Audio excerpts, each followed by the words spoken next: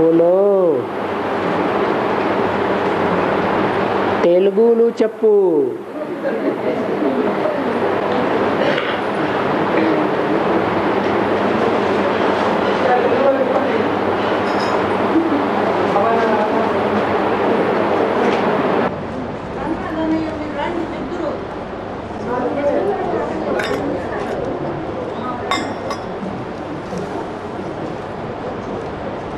చెప్పండి.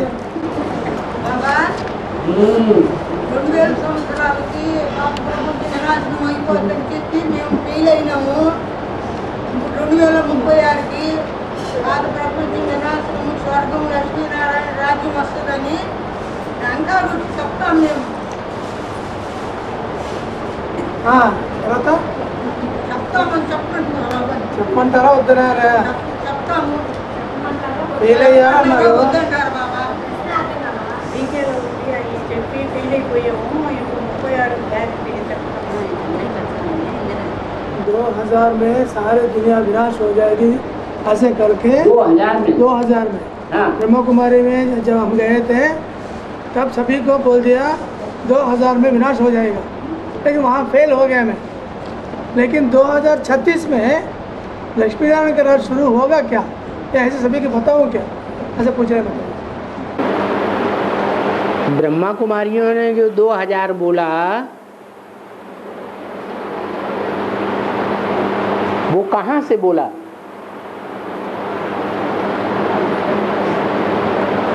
क्या मुरली में बताया गया? किसी ने पूछा ब्रह्मा कुमारियों से? आपने 1976 में विनाश की बात कही थी, वो आपने किस आधार पर कही थी? तो वो कहेंगी मुरलियों में बोला कि 1976 में दुनिया का विनाश हो जाएगा। परंतु 1976 में एडवांस पार्टी निकली, उन्होंने 1-2 साल पहले से ही घोषणा करना शुरू कर दी कि 1976 में 500 करोड़ की दुनिया का विनाश नहीं हो जाएगा। जो ब्राह्मणों की संगम युगी दुनिया है उसका विघटन शुरू हो जाएगा। क्या? जो ब्राह्मणों की बेसिक की संगम युगी दुनिया है वो जैसे कि खलास हो जाएंगे। कौन बचेंगे? जो 1976 में बाप का प्रत्यक्षता वर्ष मनाया गया, उस बाप को पहचानेंगे वो ही बचेंगे, और बाकी सब खलास हो जाएंगे। तो वो हुआ। 1976 से ब्राह्मणों की नई दुनिया शुरू हुई कि नहीं हुई है? हुई। और जो ब्राह्मणों की पुरानी दुनिया थी वो विघटन को पाने लगी। नष्ट हो गई। ऐसे ही एडवांस में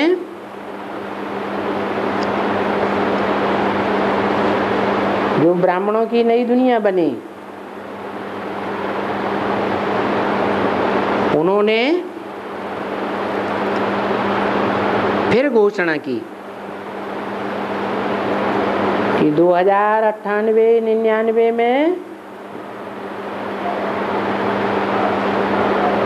द्वापर युग की शूटिंग समाप्त होगी। शास्त्रों के आधार पर द्वापर के अंत में महाभारी महाभारत युद्ध गाया हुआ है।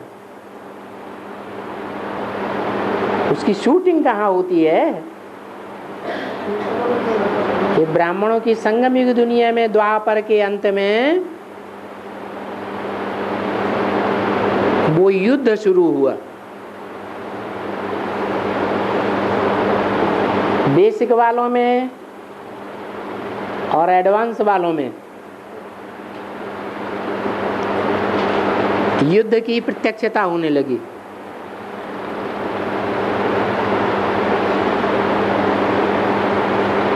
द्वापर में ही दिखाया जाता है कृष्ण का जन्म, और द्वापर में ही कृष्ण महाभारत युद्ध कराते हैं।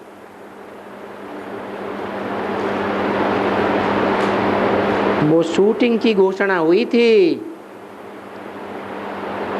परंतु ये ज्ञान ऐसा है कि जब तक कोई सन्मुख आकर न समझे तब तक समझ नहीं सकता। और वो बेसिक वाले ब्राह्मण सन्मुख नहीं आए, उन्होंने सिर्फ है टैप रिकॉर्ड में वीसीडी में वो घोषणा सुन ली और वो घोषणा बेसिक वालों में रिले कर दी कि 1999-2000 में दुनिया का विनाश हो जाएगा। तो ये बाहर की दुनिया की बात थी या अंदर की बात थी? अंदर की बात थी। ऐसे ही फिर बाद में माया सभ्यता की कैसेट निकली, उसमें ये घोषणा की गई कि 2012 में दुनिया का विनाश हो जाएगा। तो ब्रह्मा कुमारियों ने भी वो भी एडवर्टाइजमेंट करना शुरू कर दिया, क्योंकि विनाश की घोषणा से उनके जो फॉलोअर्स हैं वो अपनी सारी जिंदगी का कमाया हुआ पैसा ब्रह्मा कुमारियों को दे देंगे। ऐसा ही हुआ, देने वालों ने दिया, लेने वालों ने लिया। लेकिन बाबा की मुरली की बातें सच्ची होंगी या दुनिया वालों की निकाली हुई माया सभ्यता की बातें सच्ची होंगी? बाबा की बातें सच्ची होंगी। 2012 में कोई विनाश नहीं हुआ। हाँ, बाबा ने ये जरूर कहा है कि जैसे दुनिया में और धर्म पिताएं हुए हैं, उन्होंने 100 वर्ष के अंदर अपने अपने धर्म की स्थापना की है सभी ने। ऐसे ही भगवान बाप जब आते हैं तो कितने वर्ष के अंदर नई दुनिया की शुरुआत और पुरानी दुनिया का विनाश का काम पूरा करते हैं? 100 वर्ष, ज्यादा से ज्यादा। तो 1936 से लेकर के 37 से लेकर के 2036-37 तक सारी दुनिया का विनाश निश्चित है। वो बाबा के महावाक्य हैं, बाबा की मुरली पर विश्वास करना चाहिए। कोई व्यक्ति की बोली हुई बातों पर विश्वास क्यों करना? हमने ज्ञान सूर्य को पहचाना है, भगवान के रूप में जाना है, या भगवान के रूप में ज्ञान चंद्रमा ब्रह्मा को जाना है, या ज्ञान सितारों को जाना है? हमने तो सूर्यवंशी बनने के लिए एक ज्ञान सूर्य बाप को जाना है, उसी को माना है। और ज्ञान सूर्य ने ब्रह्मा के मुख से जो वाणी बोली, हम उसी को मानेंगे। हम किसी की बात सुनने वाले नहीं हैं। और आपने 2000 की बात किससे सुन ली? ब्रह्मा कुमारियों से सुन ली। बाबा ने बोला ब्रह्मा कुमारी कोई राजा कुमारी बनेगी, कोई प्रजा कुमारी बनेगी।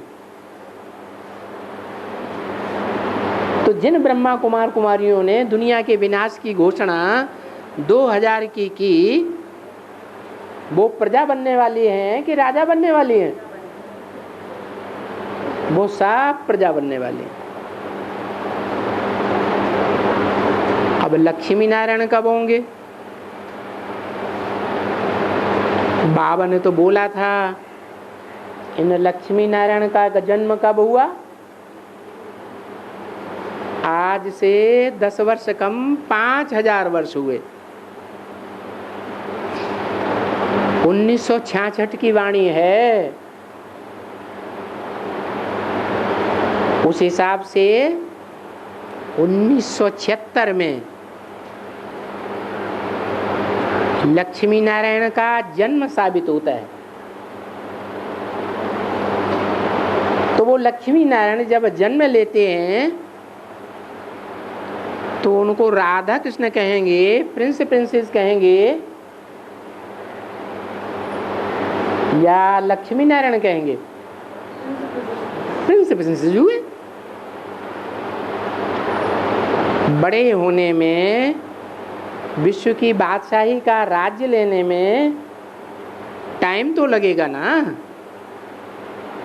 तो वो टाइम बता दिया कि तुम बच्चे जो लक्ष्मी नारायण बनते हो उनको नर से नारायण और नारी से लक्ष्मी बनने में कितना समय लगता है?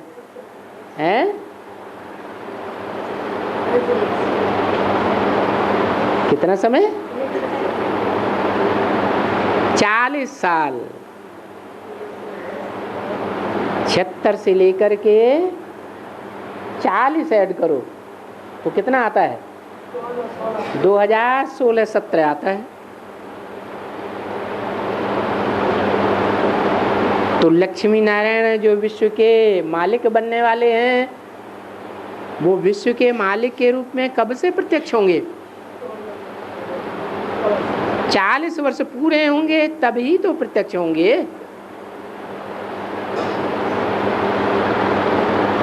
उससे पहले उनको प्रिंस प्रिंसेस कहेंगे, लक्ष्मी नारायण नहीं कहेंगे। और लक्ष्मी नारायण भी कौन से? जो नर से पुरुषार्थ करके नारायण बनने वाले हैं। ऐसे नहीं कि नर बन के पुरुषार्थ करें और अगले जन्म में प्रिंस प्रिंसेस के रूप में जन्म लेवे। वो जन्म लेने वाली नहीं, वो तो पुरुषार्थ करके प्रत्यक्ष होने वाले हैं जो नर से नारायण बनते हैं। इसलिए लक्ष्मी नारायण के चित्र में लक्ष्मी नारायण को ज्ञान के प्रकाश के घेरे में दिखाया है। क्या? सतयुग में जो कृष्ण पैदा होगा वो ज्ञान प्रकाश की दुनिया में नहीं होगा। वहां सतयुग में ज्ञान होगा? होगा ही नहीं। ज्ञान कौन से युग में होता है? संगम युग में होता है। तो संगम युग में ज्ञान प्रकाश के घेरे में जिन लक्ष्मी नारायण को चित्र में दिखाया है वो ज्ञान प्रकाश का घेरा पवित्रता का प्रकाश नहीं है जो देवताओं को दिखाया जाता है मुखमंडल के चारों तरफ। ये तो सारा का सारा शरीर ही उनका ज्ञान प्रकाश के अंदर है, अर्थात उनका सारा जीवन ही ज्ञान प्रकाश में है। और वो ज्ञान प्रकाश किसका प्रकाश है? ज्ञान सूर्य का प्रकाश है, चंद्रमा का प्रकाश नहीं है। और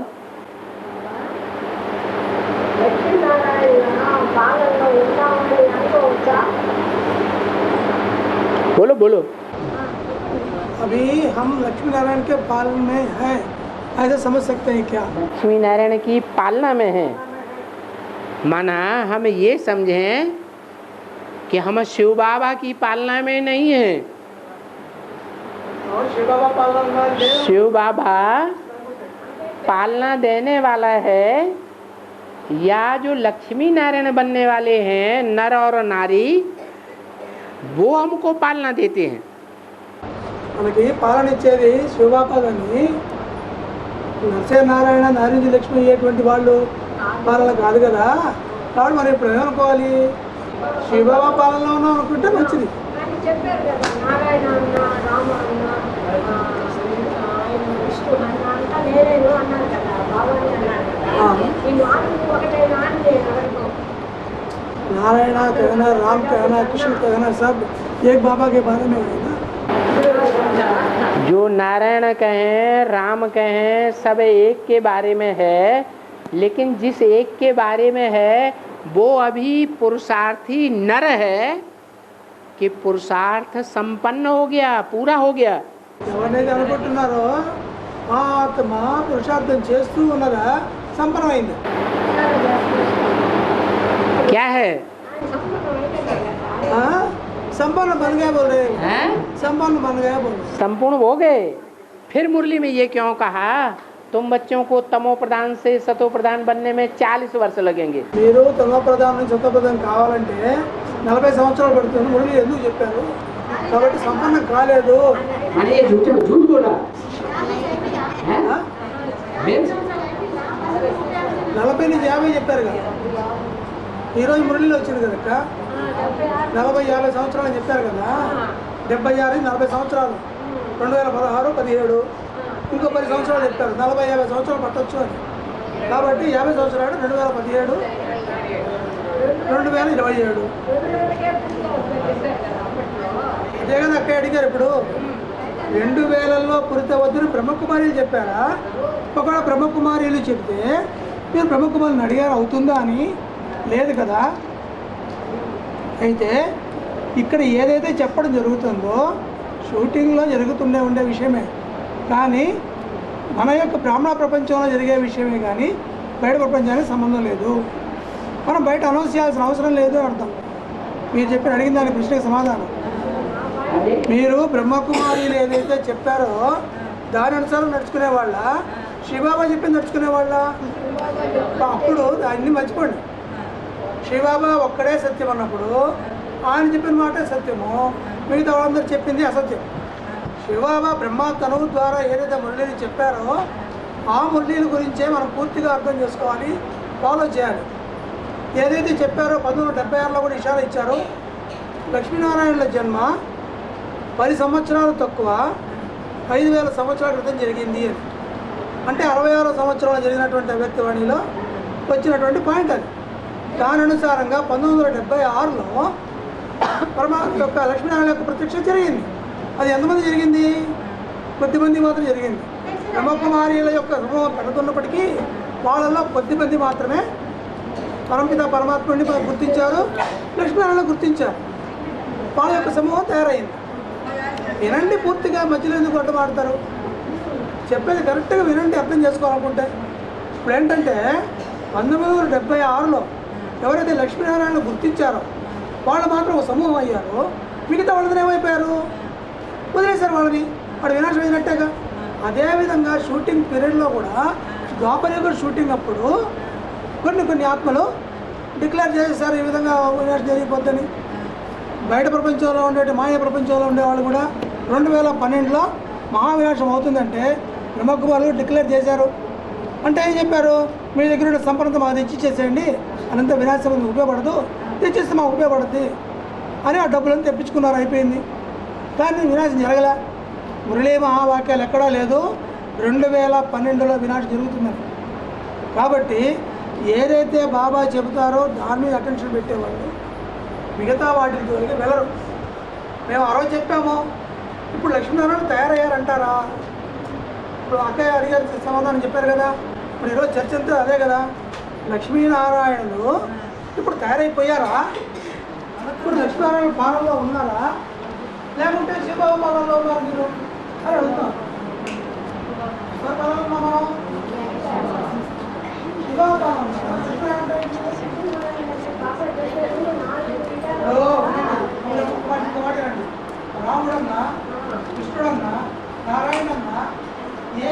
ఏదన్నా ఉన్నా కూడా ప్రజాపిత అన్నా కూడా ఆ ఆత్మకే వర్తిస్తుంది. ఎవరు? పురుషార్థం. పురుషార్థం చేసే ఆత్మని మీరు ఫాలో చేసేదానికి ఆ కాలంలో ఉన్నాం లేదు. మనకి ఆ పురుషార్థం చేసినట్టు కూడా మనలో మన పాత్ర ఉంది. కాబట్టి నారాయణుడు కానీ, కృష్ణుడు కానీ, రాముడు కానీ, ఏ శరీరధారిని కూడా స్మృతి చేయకూడదు, ఫాలో చేయకూడదు. వాళ్ళ పాలన మనం లేదు. శివబాబా యొక్క పాలనలో ఉన్నాం అనుకుంటేనే మనకు లాభం. అక్కడ మీరేందో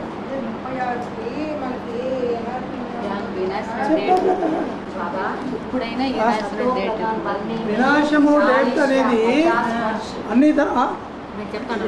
అన్ని ధర్మాల వాళ్ళు కూడా వాళ్ళ ధర్మాలు స్థాపించినప్పుడు 100 సంవత్సరాలలో వాళ్ళ ధర్మాలు స్థాపన చేశారు. ఇక్కడ బాబా వచ్చినప్పుడు కూడా ఆ 100 సంవత్సరాలే తీసుకుంటారు. 1936లో ఈ యొక్క సంగమయుగం మొదలయ్యి షూటింగ్ స్టార్ట్ అయింది. ఎన్ని సంవత్సరాలు ఉంటుంది మరి? అన్ని ధర్మాల వాళ్ళు 100 సంవత్సరాలు చేస్తే మనం కూడా 100 సంవత్సరాలు చేస్తాం. కాబట్టి ఆ 100 సంవత్సరాలు లెక్కేసుకుంటే 1936 నుంచి 37 సంవత్సరాలు స్టార్ట్ అయినటువంటి ఇది ఎప్పుడు పూర్తి అవుతుంది? 100 సంవత్సరాలు వేసుకుంటే 2037కి అయిపోతుంది. దాని గురించి ఈరోజు బాబా లెక్క చెప్తారు. మురళీలో ఆ విషయం కూడా చెప్పారు. లక్ష్మీనారాయణుడుగా తయారవడానికి 40 నుంచి 50 సంవత్సరాలు పడుతుంది. 76 నుంచి 40-50 సంవత్సరాల్లో లక్ష్మీనారాయణుడుగా తయారవడానికి టైం పడుతుంది అని. అంటే 2027 వరకు లక్ష్మీనారాయణుడుగా తయారవుతారు. తయారైన వాళ్ళ యొక్క వాళ్ళని గుర్తించడము, వాళ్ళని ఫాలో చేయడము, ఇవన్నీ కూడా అప్పుడు తయారైపోతారు. మిగతా వాళ్ళకి వినాశం అయిపోతూనే ఉంటారు. కాబట్టి ఇప్పుడు లక్ష్మీనారాయణ పాలన వస్తుంది తప్పకుండా. 2036లో వినాశం అయ్యేదే. కానీ ఎవరికి అవుతుంది, ఎక్కడ అవుతుంది మనం ఆలోచించుకోవాలి. పూర్తి ప్రపంచం వినాశం అయిపోతుంది. కానీ మనం అనుకుంది దాంట్లో ఉండకూడదు, బయటకు రావాలి. लंबा लंबा मत करो, जितना वो पूछते हैं उसी का अनुवाद करो, ज़्यादा नहीं। अब आपने क्या गलत बोल दिया हमें तो पता ही नहीं चला, इसलिए जितना वो बोलते हैं बाबा के क्लास में उसी का शब्द से अनुवाद करो बस। जितना बाबा बोलते हैं उसका अनुवाद तेलुगु में करो, इसके अलावा नहीं बोलना है। लंबा लंबा बोलेंगे तो फिर इस कैसेट को दूसरे लोग, दूसरे भाषा भाषी सुनेंगे नहीं, कहेंगे ये नहीं चाहिए। ये माता जी एक प्रश्न पूछा, जो भी पूछे, ये माता जी ने भी एक प्रश्न पूछा, जो भी पूछे आप उसका अनुवाद करके हमें बताइए। हाँ जी, और समाधान हो गया है। जो पुरुषार्थी जीवन है वो नर है, मनुष्य है, न देवता है न भगवान है। और जो नर है, नारी है, वो पुरुषार्थ करते हैं तो किसकी पालना में है? नर से नारायण बनने के लिए शिव बाबा की पालना में है या नारायण की पालना में है? शिव बाबा की पालना में। हम भी शिव बाबा की पालना में, तुम भी शिव बाबा की पालना में। हाँ, क्लास में कोई मॉनिटर हो सकता है क्या? पढ़ने वाले स्टूडेंट्स में कोई मॉनिटर हो सकता है, बाकी टीचर कौन है? एक शिव बाबा है। और सत्योप्रधान बनने में 40 या 50 वर्ष का समय तो दिया है, वो अष्ट आत्मा के लिए है या सभी के लिए है? नई दुनिया बनेगी तो एक आत्मा से बनेगी या एक परिवार की इकाई से बनेगी? परिवार के इकाई से। जो भी नई दुनिया बनेगी 100% संपन्न नई दुनिया बनेगी, 0.25% भी कम नहीं। ऐसी दुनिया जो 100% संपन्न हो, उसमें थोड़ी आत्माएं होंगी या ढेर की ढेर आत्माएं होंगी हैं? और थोड़ी में थोड़ी कितनी चाहिए? हैं? 8 होंगी जो धर्मराज की सजाएं नहीं खाते। ऐसा एक परिवार होगा, वो पूरा परिवार की इकाई कही जाएगी, और वो एक होगा कि 8 होंगे? कितने होंगे परिवार में? 8 होंगे। हाँ, संपन्न बनने में एक सेकंड का अंतर हो सकता है, लेकिन अगर 7 हैं तो परिवार की इकाई नहीं। जब तक पूरे 8 का परिवार न बने तब तक नई दुनिया की शुरुआत नहीं कहेंगे। और 4.5 लाख आत्माएं आत्मिक स्थिति में आते हैं ना राशि में, वो समय हमसे साल भी होगा बाबा। 40 वर्ष बता तो दिया, नई बुद्धि में आया। 40 से 50 वर्ष लगते हैं तुम बच्चों को तमो प्रधान से सतो प्रधान बनने में। कितने वर्ष? 40 इयर्स। कब से? 1976 से। ये नहीं समझे, अनुवाद करते जाओ।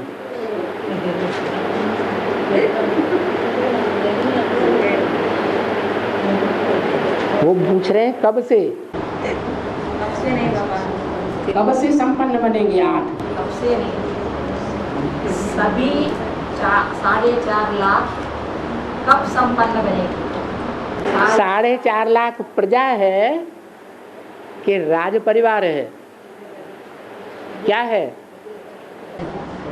प्रजला राज परिवार होता है। लेकिन वो संपूर्ण आत्मिक स्थिति में आते हैं ना।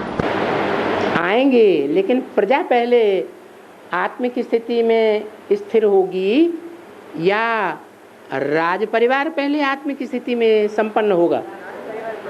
तो राजाओं के लिए बताया, जो राजाई लेने का पुरुषार्थ राजयोग सीख करके बाबा से बन रहे हैं, उनके लिए टाइम बताया। तुम बच्चों को प्रजा के वो बाबा पढ़ाने आया है?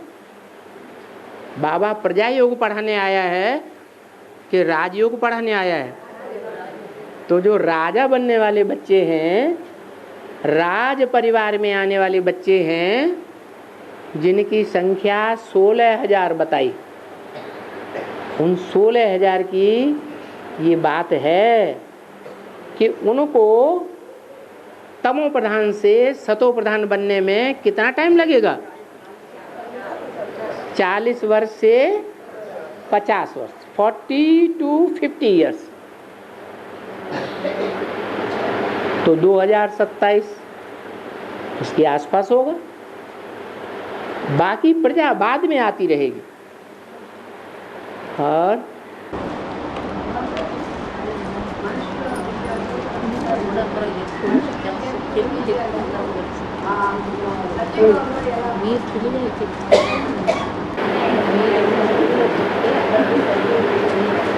धीरे धीरे आप कान में कह देंगे, पीछे जो बोल रहा है उसकी सुनेंगे कि नहीं?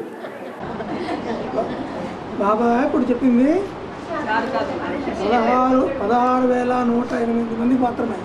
16,000 మందిని ముందు పెట్టుకొని వాళ్ళకి 40-50 సంవత్సరాలు అవుతుంది సంపన్నం కావడానికి చెప్తారు. ఎందుకంటే బాబా వచ్చింది ప్రజాయోగం నేర్పించడం కాదు, రాజయోగం నేర్పించడం కోసం. కాబట్టి రాజులయ్యేటువంటి ఆత్మల కోసమే ఈ విషయం చెప్తారు. 40-50 సంవత్సరాలు అవుతుందని.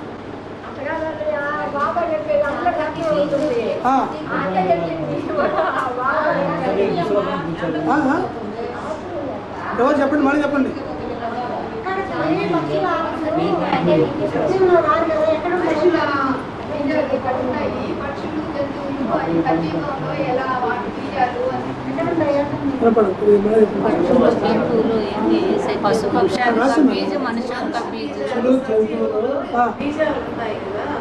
పక్షులు జంతువులు క్రిమికీటకాలు అవన్నీ సత్యయుగంలో ఆ బీజాలు ఉంటాయా ఎక్కడ ఉంటాయి?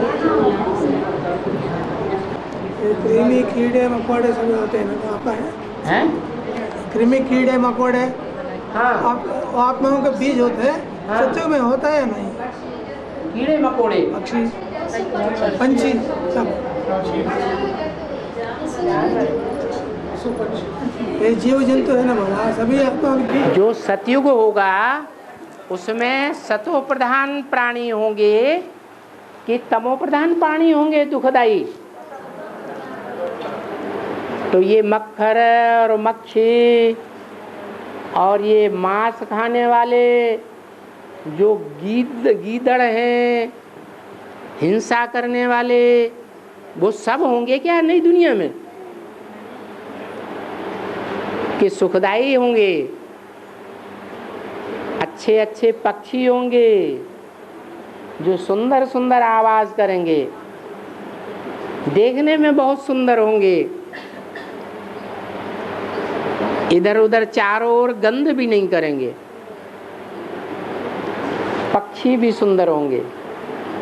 बाकी कीड़े मकोड़े तो दुखदाई ही होते हैं। वो नई सतो प्रधान सतयुग की दुनिया में कीड़े मकोड़े थोड़े ही हो सकते हैं, मक्खी मच्छर वहां थोड़े ही होंगे, दुखदाई कोई भी जीव जंतु प्राणी नहीं होगा। और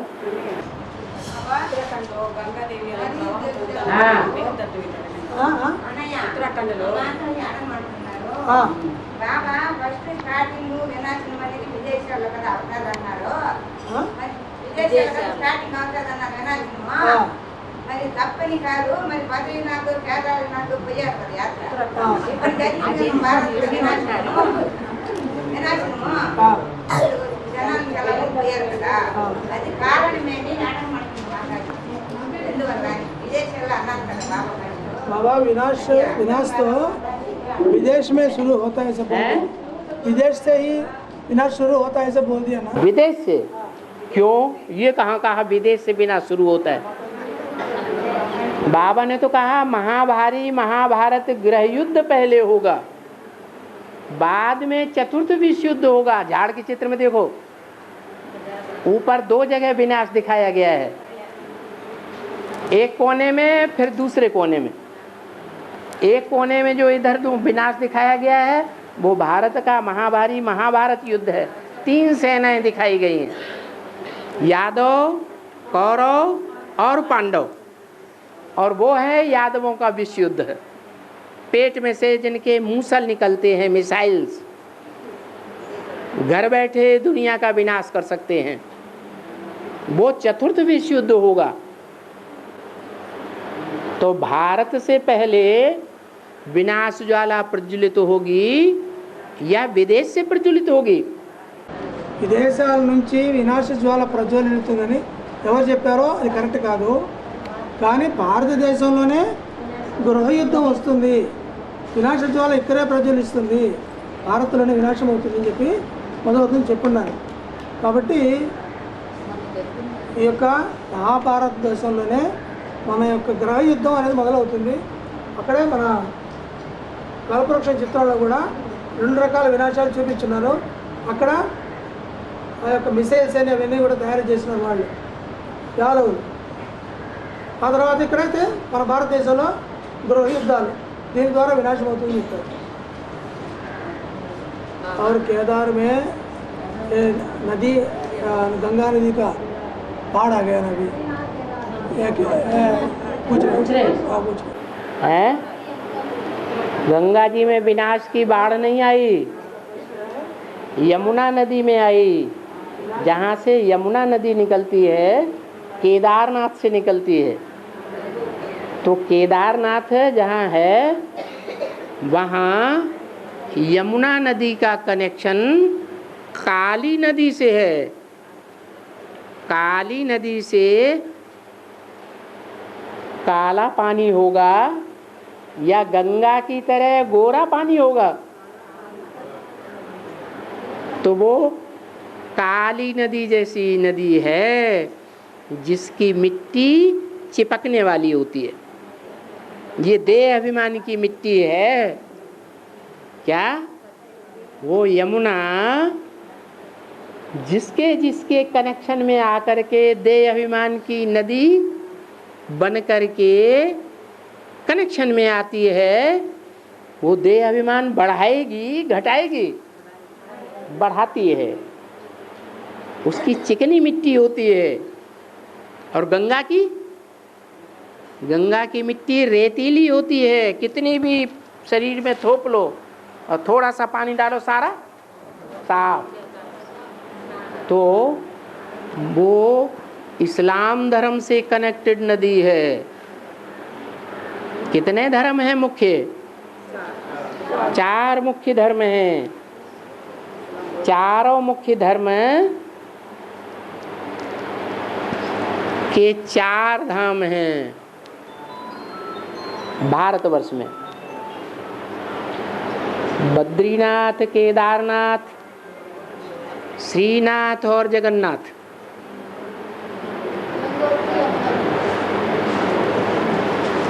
गंगोत्री अलग बद्रीनाथ की तरफ से और यमुनोत्री अलग केदारनाथ की तरफ से। तो जो केदार धाम है वो यमुना से कनेक्टेड है। यमुना नदी काली नदी है, महाकाली से कनेक्शन है। महाकाली अज्ञान सुनाएगी, काला ज्ञान सुनाएगी, काला ज्ञान जल देगी या ज्ञान सुनाएगी? है काला ज्ञान सुनाती है। वो कौन सा धर्म है? जिसमें बहुत काले बन जाते हैं। अफ्रीका के काले बहुत प्रसिद्ध हैं। कौन से धर्म के हैं? सब इस्लाम धर्म से कनेक्टेड है। तो इस्लाम धर्म के लिए मुरली में बोला है, ये इस्लामी पहले मरेंगे। क्या कहा? पहले मरेंगे। दुनिया में तो शरीर से मरने की बात होती है और ज्ञान मार्ग में देह भान से मरने की बात है। तो अब ये टाइम बताया, अभी भी दुनिया में भक्ति मार्ग आगे चल रहा है या ज्ञान मार्ग आगे चल रहा है? तो भक्ति मार्ग की शूटिंग दिखाई पड़ रही है केदारनाथ में कि इस्लाम धर्म वाली जो आत्माएं हैं वो बूढ़म बोड़ हो रही है। बूढ़म बोड़ बाढ़ आती है तभी तो होता है। नदियों में बाढ़ आती है, कब आती है? जब बाढ़ आती है तो नदियों के पानी में मिट्टी मिल जाती है या नहीं मिल जाती है? ये देह अभिमान की मिट्टी जब ज्ञान जल में मिल जाती है तो जल दूषित हो जाता है। जो जल के अंदर जीव जंतु हैं उनको कुछ भी दिखाई नहीं पड़ता, जैसे कि अंधे हो जाते हैं।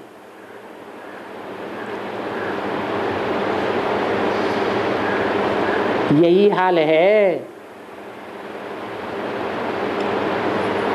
ये ज्ञान का। दुनिया की हर चीज पहले सतो प्रधान होती है और बाद में तमो प्रधान होती है। ज्ञान भी पहले सतो प्रधान और बाद में तमो प्रधान। तो कौन सी आत्माओं के लिए ज्ञान सबसे पहले तमो प्रधान बन जाता है?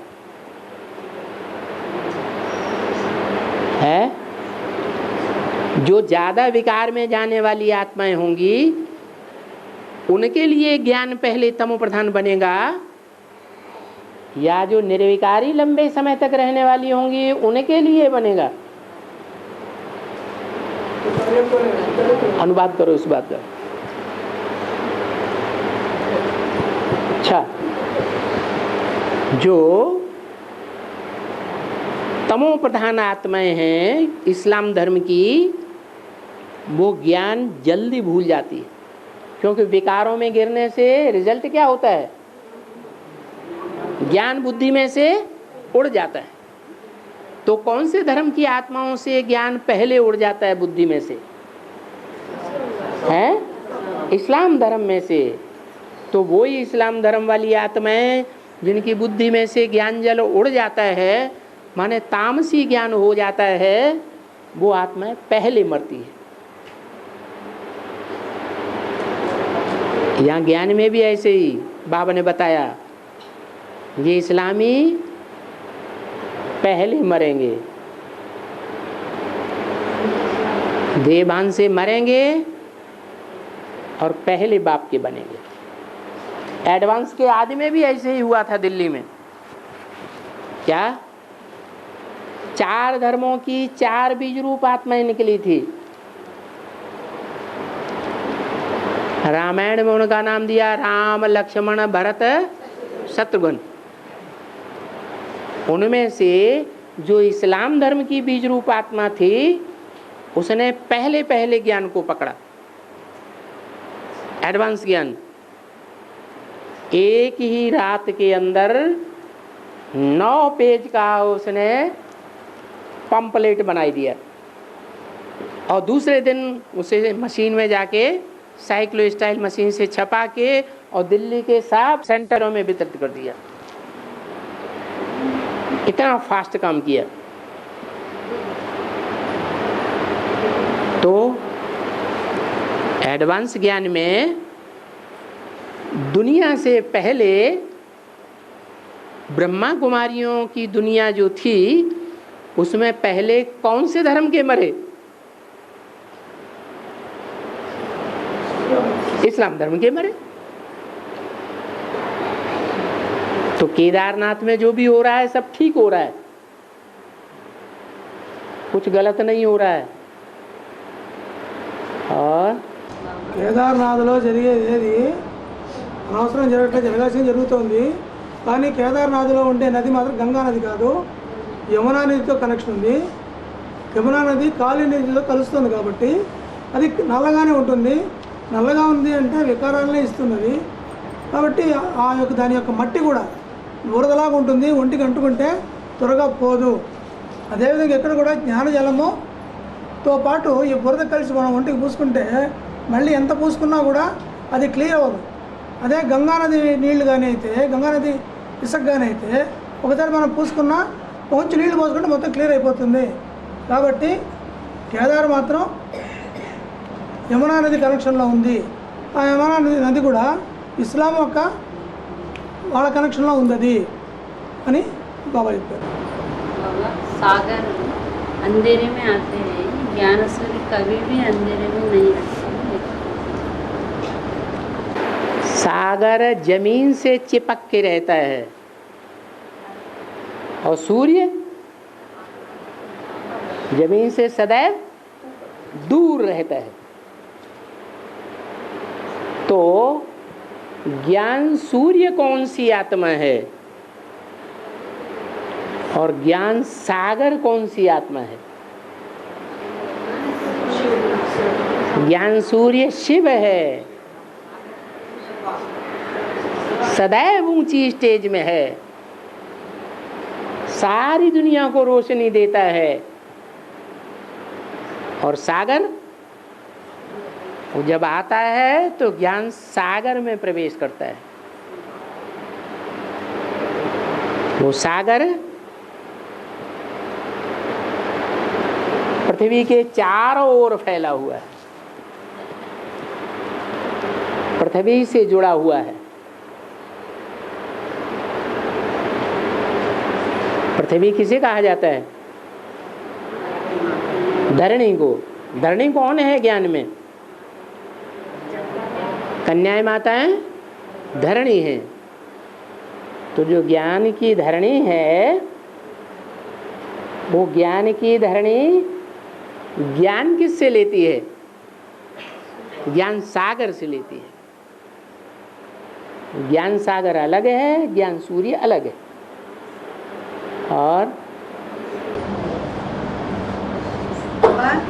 జ్ఞానంలో పక్కా ఉన్న ఆత్మలో శరీరం వదిలేసుకుంటారు కదా, వాళ్ళు కాంతికాయ అవుతారా, సజీవంలోకి వస్తారా? కాంచనకాయ అవుతారా? కంచెలకాయ అవుతారు. శరీరం వదిలిన ఆత్మలా? శరీరం వదిలిన ఆత్మ. జ్ఞానంలో పక్కా ఉన్న ఆత్మ శరీరం వదిలేదు కదా, వాళ్ళు కాంతికాయ అవుతారా, సజీవంలోకి వస్తారా? बाबा ज्ञान में आने के बाद शरीर छोड़ते हैं, शरीर में ज्ञान में आने के बाद पक्का होने के बाद शरीर छोड़ते हैं। कौन? कोई आत्मा है। ज्ञान में आने के बाद पक्का होने के बाद शरीर क्यों छोड़ेंगे? कच्चे होंगे। एडवांस ज्ञान में आ जाएं और पक्के हो जाएं एडवांस ज्ञान में, तो वो शरीर छोड़ेंगे हैं कि नई दुनिया बनाएंगे? शरीर छोड़ेंगे हैं? सारे ही शरीर छोड़ देंगे तो नई दुनिया कहाँ से आएगी? పక్కా అయిన ఆత్మలు శరీరం వదిలేసిన అవసరం లేదు. నరసే నారాయణ దారి లక్ష్మి అంటే వాళ్ళు ఎంబడి వెళ్తారు కదా. కాబట్టి ఇక్కడ పూర్తిగా పక్కా కాని ఆత్మలే శరీరం వదులుతారు. అంతేగాని పక్కా అయిన ఆత్మలు శరీరం వదిలే పని ఉండదు. ఇక్కడ అందరూ శరీరం వదిలేసేస్తే నరసే నారాయణ నారసి లక్ష్మి ఎంబడి వెళ్ళేవాళ్ళు ఎవరు? ఇంకా ఎవరు? వాళ్ళు పక్కా ఆత్మలు కాదు, కచ్చే ఆత్మలు అంటారు. పూర్తిగా పక్వానికి వచ్చినవి కాదు అవి. మీరు పక్కా అయ్యే వాళ్ళ గురించి తెలుసుకోండి. ఎవరు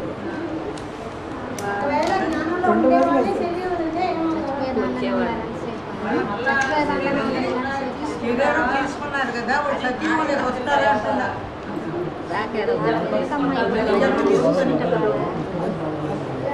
అర్థం కాలేదు, చెప్పండి. పక్క ఆత్మలు ఉన్నారు, సర్వీస్ కూడా చేస్తున్నారు, వాళ్ళు శరీరం వదిలినారు, వాళ్ళు జన్మ తీసుకున్నారు. ఓకే, పక్కాగా ఉండే ఆత్మలు శరీరం వదలరు అంటారు బాబా. వదిలినారు కదా, వదిలేదంటే వాళ్ళు కచ్చగా ఉన్నారని అర్థం. కచ్చగా ఉన్నారు, సజీవంలోకి వస్తారా, కాంతిగా అవుతారా? जो कच्चा आत्मा है अभी शरीर छोड़ दिया ना बाबा। हाँ, जो ज्ञान में कच्चे हैं और वो कच्चे होने के कारण वो हाँ एडवांस में आने के बाद ज्ञान में कच्चे हैं वो ही शरीर छोड़ते हैं। जो ज्ञान में पक्के होंगे वो शरीर नहीं छोड़ेंगे। जो शरीर छोड़े हैं आत्माएं, हाँ। वो सत्युग में जन्म लेंगे या नहीं यहाँ जन्म लेके कंजर गाय बनेंगे? अरे यहाँ जो ज्ञान में आकर एडवांस ज्ञान में आकर के शरीर छोड़ते हैं, उनके बुद्धि में घुसा हुआ है ज्ञान कि हमको इसी शरीर से सत्युग में जाना है। ये ज्ञान एडवांस में दिया जाता है, बेसिक में नहीं दिया जाता है।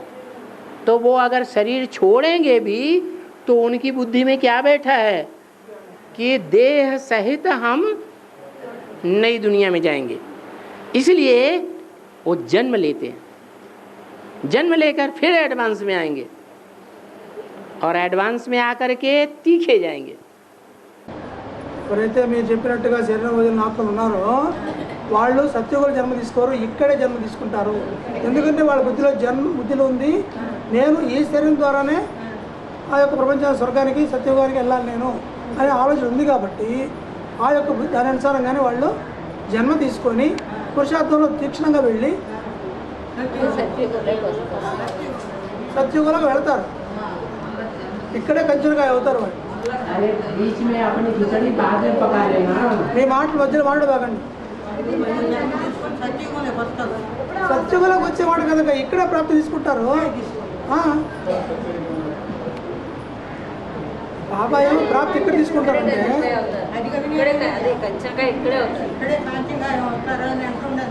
అవును నేను కూడా చెప్పింది.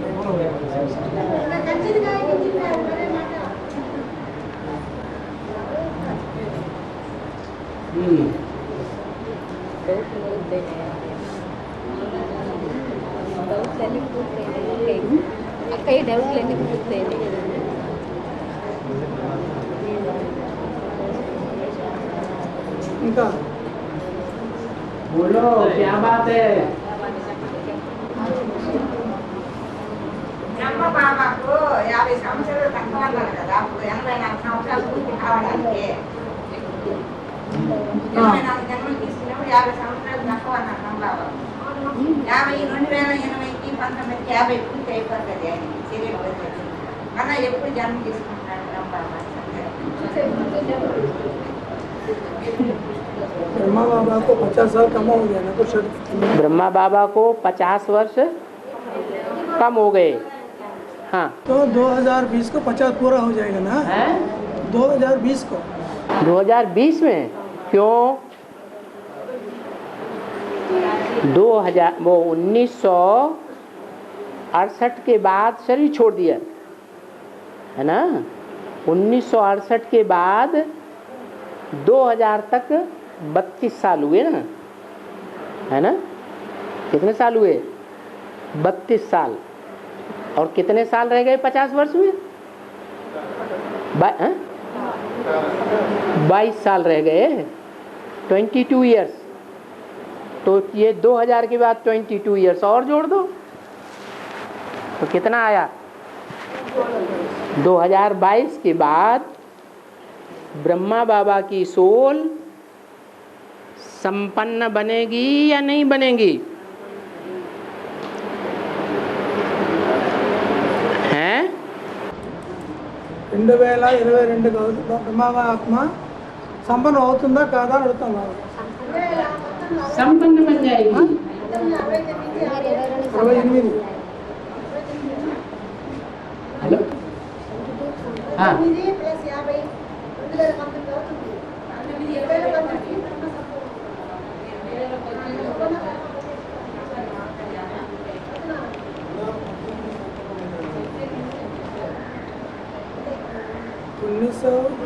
1969 में बाबा ने छोड़ दिया ना, शरीर छोड़ दिया ना, बाबा ने शरीर छोड़ दिया।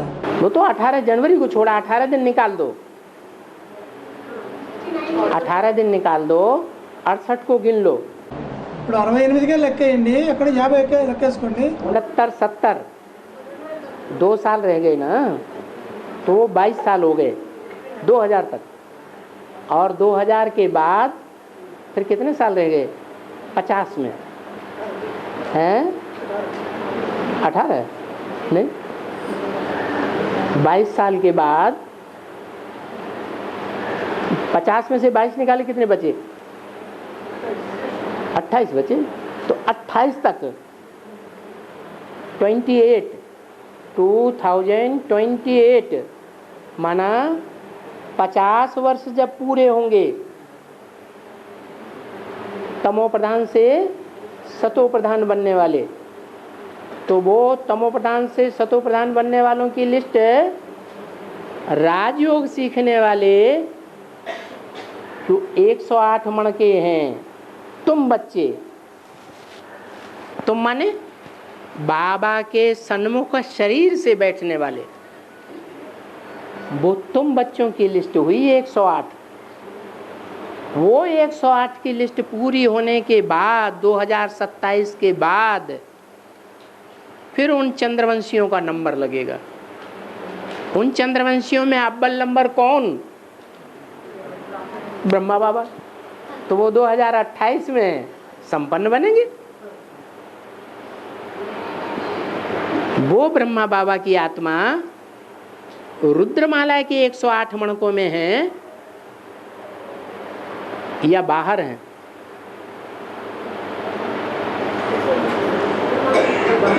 है? रुद्रमाला के मणकों के बाहर हैं वो। भले यहाँ प्रवेश करके पार्ट बजाएंगे, लेकिन वो कंट्रोल होने वाली प्रजा में होंगे या राज्य करने वाले होंगे? आज ही तो वाणी में बताया, वाणी में ही आज बोल दिया। 64 तक भी वो नहीं बने सूर्यवंशी, और 69 18 जनवरी को उन्होंने शरीर छोड़ा, तब सूर्यवंशी बन गए? नहीं बने। वो सूर्यवंशी में शरीर से आने वाले नहीं हैं। जब सतयुग शुरू होगा तब सूर्यवंशी लक्ष्मी नारायण के बच्चे बनकर के सूर्यवंशी बनेंगे।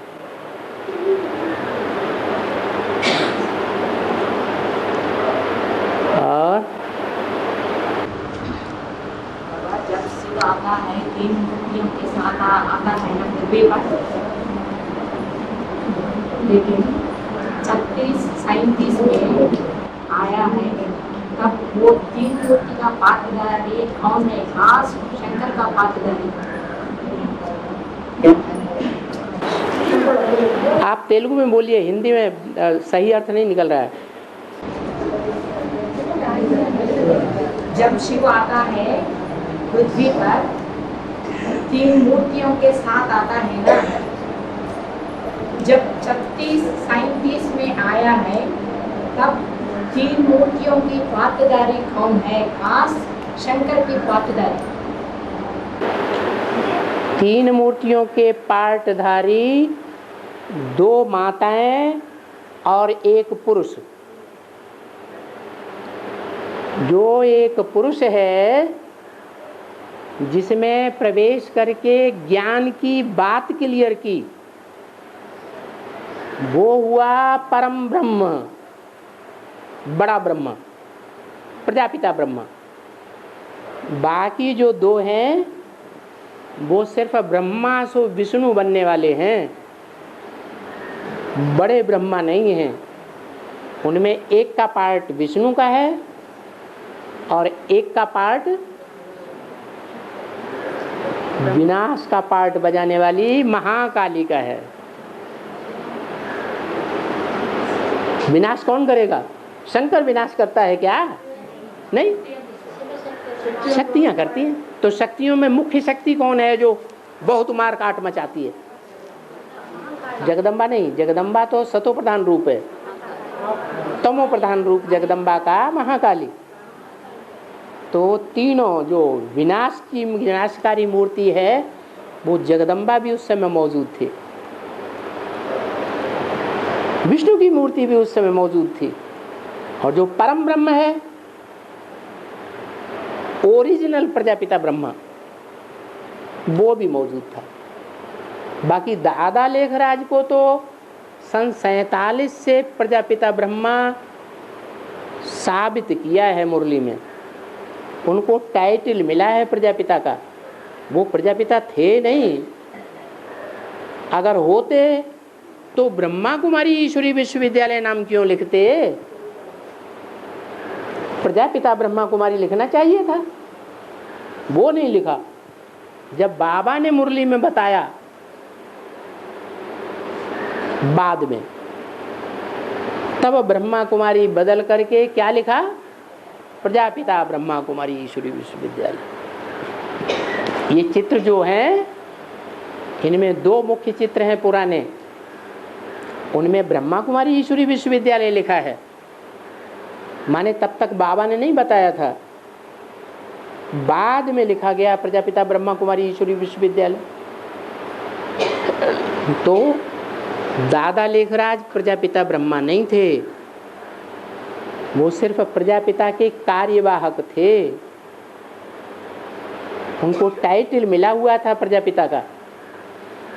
ओरिजिनल प्रजापिता तो वो था यज्ञ में जिसने ब्रह्मा बाबा के साक्षात्कारों का क्लैरिफिकेशन किया।